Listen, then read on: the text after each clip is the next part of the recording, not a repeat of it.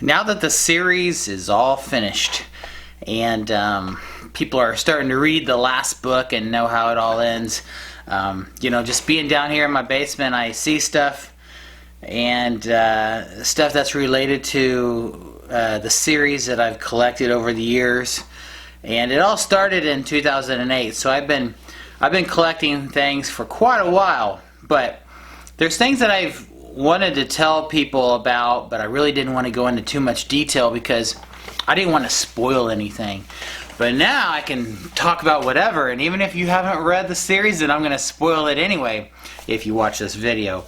And so one of the things that I have in the corner of my basement is a big old barrel called, in the book it is called, it's upside down.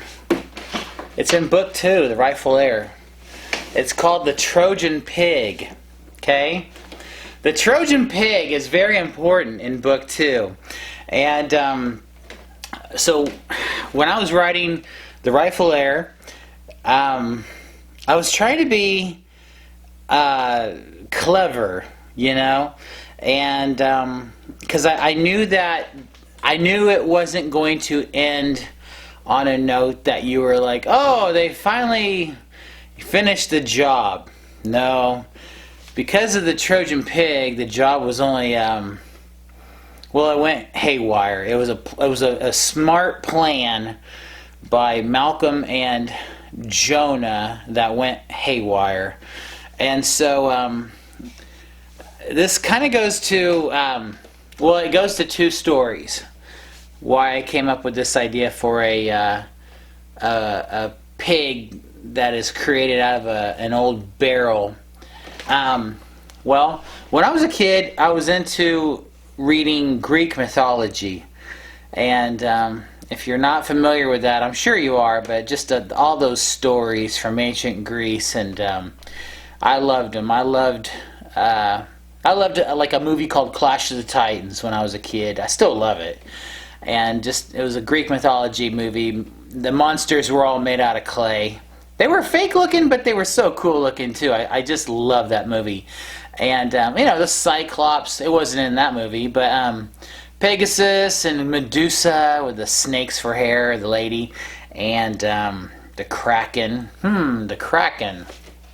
Well, anyway, the Trojan horse was a big story that I loved about an army building this giant wooden horse, and they actually used it as a I don't know if you would call it, well, it was a trick. The Greeks built a Trojan horse, a giant wooden horse, and they hid some of their soldiers inside, and then the Trojan army thought it was like a peace offering, and that was like a trophy, and they celebrated and had a party with it in their city, Troy, and then they, while they were sleeping, the soldiers from the Greek army snuck out and unlocked the city gates, and the Greek army stormed the city of Troy. So it was like a big trick, And I tell kids that story while I'm in schools doing presentations, because some of them might not know about Greek mythology.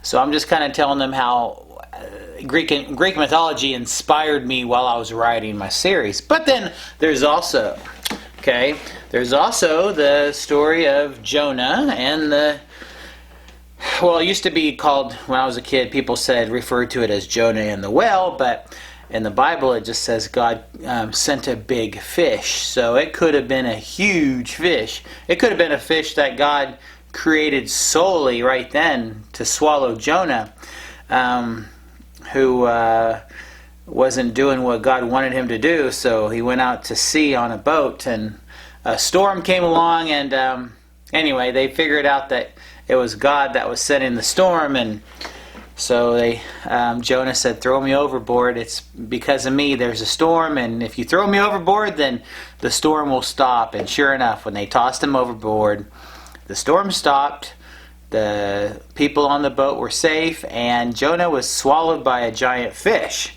And so, now, in book 2, The Rightful Heir, there is a pug named Jonah, and he's really wanting to he wants to be the king, but Mac, his older brother, is declared king, and so Mac's kind of a worthless king because he's not doing much. There's a threat of a 50-foot python out there for Angus's mother, and she's angry. And so Malcolm the raccoon finds out from Benjamin this story about the Trojan horse, and then he comes up with an idea on how to steal Benjamin's class project. And Benjamin's actually going to use this class project, this big wooden barrel. It's even got the little legs from his couch as the legs. He's going to put a walkie-talkie inside, and he's going to put this at a place where the giant snake Nebtawi goes. It's a spring in the middle of the forest in Pursley's Woods. And so the point is to load this thing up with fireworks from his cousin John.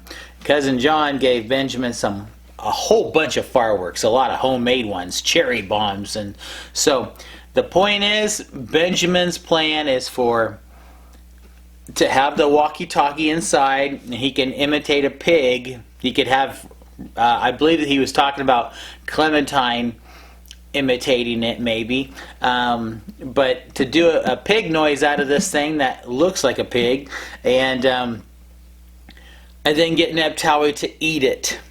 And there's a long fuse coming out of it.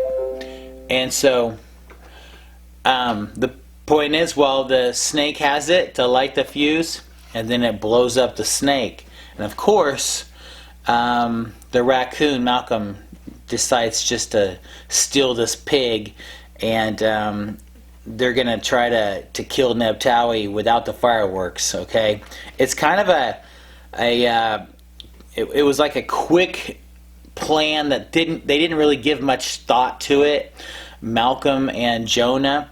And Jonah was it was hard to convince Jonah, but he finally gave in when he realized he would be a hero if him and Malcolm could kill Nebtawi, maybe while she's sleeping, because they knew she would spit him out eventually. Anyway, it was it was a careless plan that just sounded good, but whenever reality happened, it was like, oh, this was an awful plan. And it was a big cliffhanger in book 2. So, which is actually, book 2 is one of my favorite endings in all the books. But okay, so here we have the real, maybe not the real, but this is the Trojan Pig. Okay, this is the Trojan Pig that I have as a prop. I don't take it to that many schools. In fact, I've only actually taken it to a couple because it's really big and it's kind of it's fragile, like there's a Dixie cup that is glued to the barrel so you can knock it off easy. But this is pretty much a spitting image of what it looks like in the Rightful Heir. And so I just wanted to show you that. But there's a lot of little things that I'll make videos for if I can. But the Trojan Pig, this is what I want to talk to y'all about. If you read book 2, The Rightful Heir, this is a big part of the story. And it turns out to be Jonah's, well, you could say he's in a predicament with it. And so at the end, Jonah is trapped inside the body of the 50-foot python Nebtawi for what feels like 3 days to him, which is what was in the Bible with Jonah and the fish. So, the Trojan Pig, here it is. Thanks for watching.